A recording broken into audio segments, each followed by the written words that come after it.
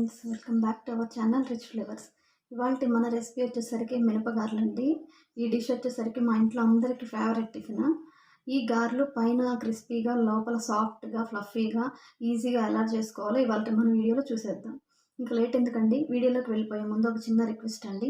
మన ఛానల్ని కనుక ఎవరైనా ఫస్ట్ టైం చూస్తున్నట్లయితే ప్లీజ్ లైక్ చేయండి, షేర్ చేయండి అండ్ సబ్స్క్రైబ్ చేయడం మాత్రం అస్సలు మర్చిపోకండి. Thank you for watching our video. మన మిరపగారెల కోసం ఒక గ్లాసు గుండ్ల మినపప్పు తీసుకున్నానండి.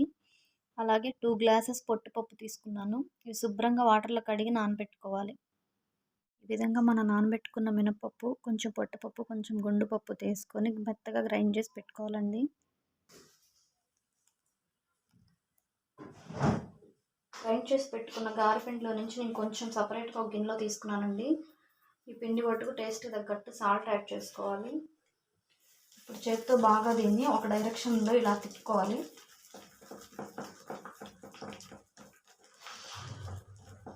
ఇలా చేయడం వల్ల మన గారెలు సాఫ్ట్గా ఫ్లఫీగా వస్తాయండి. కనీసం ఒక 5 మినిట్స్ అన్నా ఇలా బీట్ చేసుకొని అప్పుడు గారెలు వేసుకోవాలి.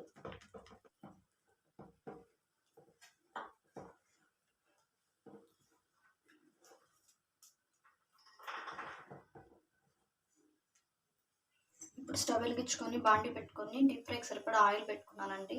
గారెలు వేసుకోవడం కోసమని ఒక ఆయిల్ ప్యాకెట్ కవర్ తీసుకున్నానండి. అలాగే ఒక చిన్న గిన్నెలో వాటర్ తీసుకున్నాను చేయద్దుకోవడానికి.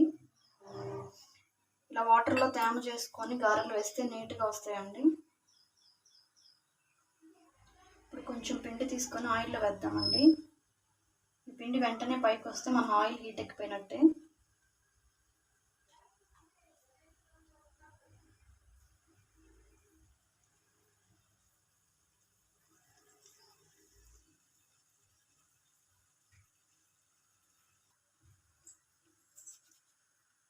ఇప్పుడు మన ఆయిల్ బాగా హీట్ ఎక్కిందండి.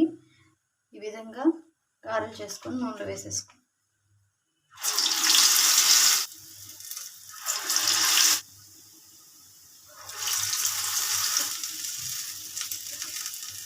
ఈవెన్గా కాలేటట్టు అటు ఇటు తిప్పుకుంటూ ఫ్రై చేసుకోవాలండి. నేను పిండి కొంచెమే అని చిన్న బాండి తీసుకున్నానండి. మీరు పెద్దదైనా తీసుకోవచ్చు.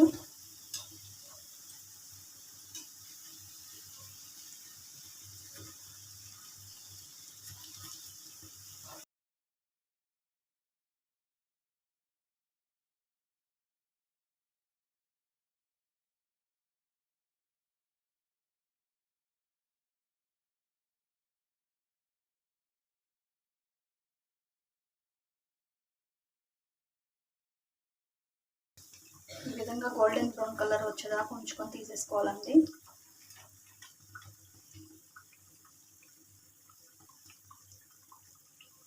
ఇంతేనండి, మన మినపగారెలు రెడీ అయిపోయినాయి. ఇప్పుడు చట్నీతో సర్వ్ చేసుకుందాం.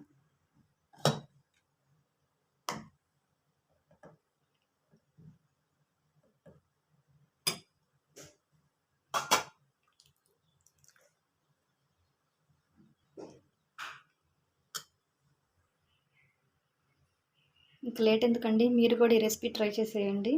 చాలా ఎమ్మీగా ఉంటుంది.